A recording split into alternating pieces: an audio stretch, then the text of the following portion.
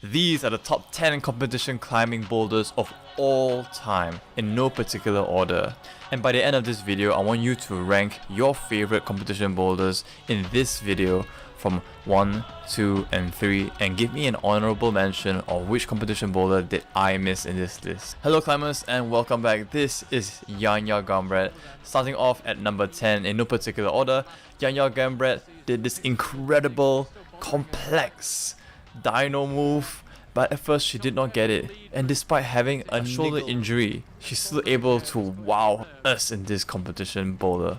This is an amazing moment and a big highlight for Yanya Gambret as she makes the scene.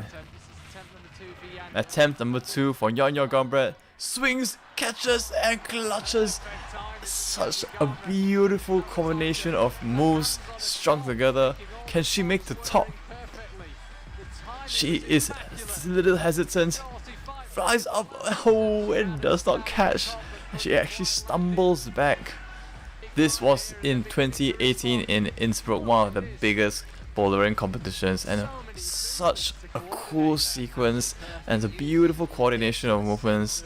Like, this was the pinnacle of like competition and like dynamic climbing. This was like really pushing the boundaries. In 2018 was around the time where the route setters were getting crazy over these moves, and let's see if Yanya Gambret can make it again. So sick. So sick. I also want to try this move. This is one of the most legendary moves in competition climbing, and Yanya Gambret secures it. Coming in at number 9, this route was amazing. This was set by a very renowned Japanese IFSC setter, Gen Hirashima, and this was super physical. It's a very classic kind of climbing move, but includes lots of 3D and modern elements as well. It was a very stringent physical boulder, starting off with a Gaston into this kind of like rounded ledge, and this was on a really steep angle. This was at least 30 degrees steep, and the way they're holding that is insane. I have those in my gym. Those are not juggy at all. Those are slopey. You can see how open their palms are, and these guys make it look like it's doable, but let me assure you, this is incredibly difficult. Adam Ondra coming in, biceps in full pump, and notice nothing on that right hand volume. It's completely flat. There's no jibs in there, and the way they have to shuffle themselves into this kind of like compressed like slot while smearing on basically just the friction of the blue volume is incredible. Nathaniel Coleman managed to do a huge dynamic move, cut loose a huge animal scream to be able to catch the top in cut. Adam Ondra did a magnificent drop knee to secure this boulder. None of the other Japanese boulders could do this, only Adam Ondra and Nathaniel Coleman, and of course he naturally screams to the top of his lungs. He used that to win Meiringen last year. Next on number 8, this is John Won Chong on men's 3, and as one of the 2018 Boulder World Cups, this was an I was about to say crazy, but incredible and crazy move. Yeah, so you have to kind of do this like face out boulder start, stemming, really maxing out your reach, and then coming into this huge like Dragon Ball jog. That's what it's called. It's literally called a Dragon Ball jog. I'm not kidding you, and he matches so well. There was a French climber before him. He had literally struggled up here for over a minute and a half trying to find his way. He somehow got into this like reverse position, and he was trying to match something above his head, and he really couldn't really find oppositional tension. But he was really trying his best. He was like inverse crimping with the left, and then finally like thigh hooking the Dragon Ball. That was insane. Coming in at number 7, this is the classic Daniel Woods boulder. Huge finger strength power, subtle technique, and just great grit and vigor. Daniel Woods really amazing with these pockets and slopey crimps. This is such a powerful, physical, and complex boulder. So good. I wish to see something like this in the 2023 World Cups coming very soon. And don't forget, remember to watch all the way to the end of this video so that I need to know your favorite top 3 from this list in the comment section. So get to it and make sure well, I'm not make sure this is one of them, but this is personally one of my favorite boulders to watch. Even though it's such an old school boulder, this is one of the best boulders of all time, in my personal opinion. He manages to grab these slopey pinches and does the huge move to the top. That is so cool. That was one of the best boulders that I've personally ever seen. Next one is another one for Myringen. Myringen is so legendary. It's usually the first place for a IFSC World Cup to happen during the year, and this was a legendary moment with Tomohiro Narasaki on men's number 2. And watch this. Oh my goodness, it never gets old. It's a 1, 2, 3 popping paddle. Oh my god, triple huge paddle, and even the top section is quite cool because you're having these to kind of like squeeze and wrap around these like volcano jibs. Oh, it's so interesting, such interesting movement, like almost two different worlds, the bottom half and the top half. It's just such an interesting combination. Tomohiro Narasaki naturally flashing this. Tomohiro Narasaki will always be able to do something like that. It's such an incredible moment for all of climbing. This next one is quite a dark horse. I found this out through just like browsing through YouTube, and I really saw this incredible boulder from the IFSC World Cup in Toronto in 2015. Because with this huge climbing styles, like almost like a outdoor, like just pure technique and pure climbing kind of boulder, and I really loved it. So I love how he like had the cross toe hook to kind of stay in position. That's insane. Like these subtle movements like really differentiate like amazing climbers from like our regular climbers. These guys are like, oh my god, he's even showboating and calling the crowd on, because this guy Alban, I believe this is already his final boulder, because it's M4 of course, but he already topped 3 boulders previously, so he really wants to be able to secure this, like this top. And this, oh my god, this heel is insane. I'm referring to the boulder on the left. He needs to kind of match the top, but he slips, and that was his last attempt. So this is Adam Ondra's attempt on the M4 boulder. So it starts off with this like cool undercling and going out to this right hand crimp, and it's kind of a subtle back flag to kind of Gaston to this position, but then you have to somehow get your body to sting across, and the only way to do that is to go almost feet first. Adam Ondra does decide to plant the left heel to support his right toe hook and needs to come across, campus his way across. I'm not sure how he's gonna move forward, and yeah, so there's another option is to like do another feet first move again to toe hook this slopey volume, but it's really crazy.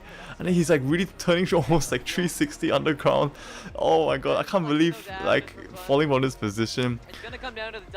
He really has to kind of like wrestle his way across, and it's super technical. That's why I really love these like boulders, even though it's not like the typical like coordination and like double dyno cool stuff, like, which is awesome, but this is like has a story to tell, you know. These climbing routes are complex, they entertain, and it's just amazing to see the climbers just figure out and explore the movement. It's just why I really love these kind of climbs, even though they're not like, you know, wow or like flashy factor. They're like subtle, they're complex, they are elaborate, and they have flavor and character, and the whole story is there. Adam Ondra decides to go dynamic right hand instead of healing the crimp. This next one is from the Adidas Rockstars in 2019. Yoshiyuki Ogata climbing this incredible boulder.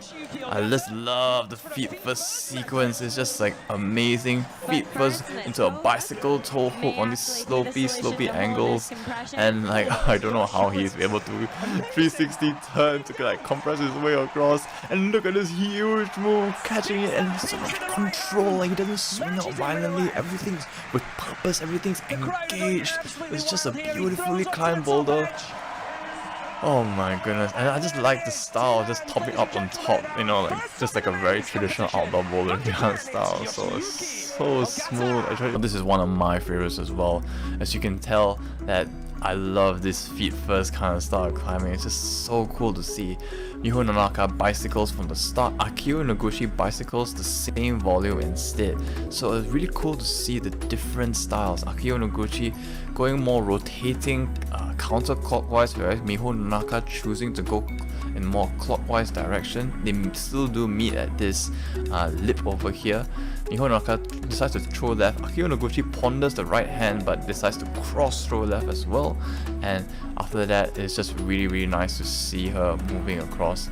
And this one of these boulders is just like so dynamic and striking. The aesthetics, especially with these like neon green holes against this white background from Chongqing, China, it's just like such an incredible and memorable like visual experience. So this was one of the top boulders, especially for the women's category, I think, of all time. Before we go on to the next one, this is a bonus one. Tomoe Narasaki exploding into this huge Gaston. Just so good at these kind of dynamic, quick, fast twitch movements, and it's just so talented.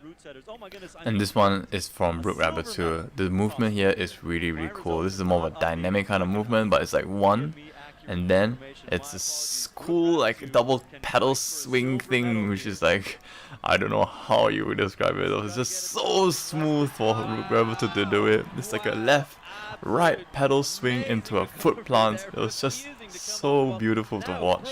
And this was in Salt Lake City in the United States.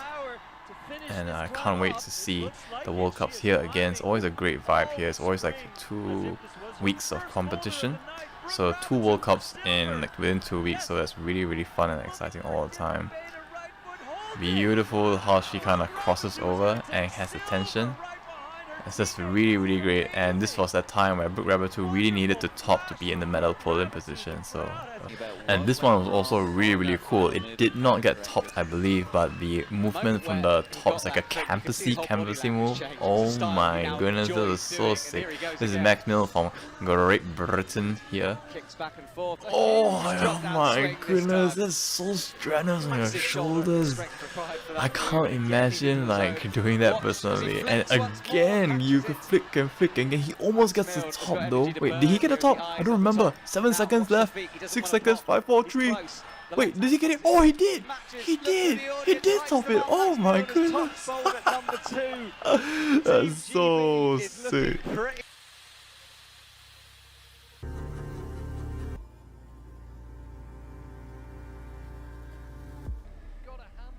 He had 3 tops, and this was men's 4 of Meiringen.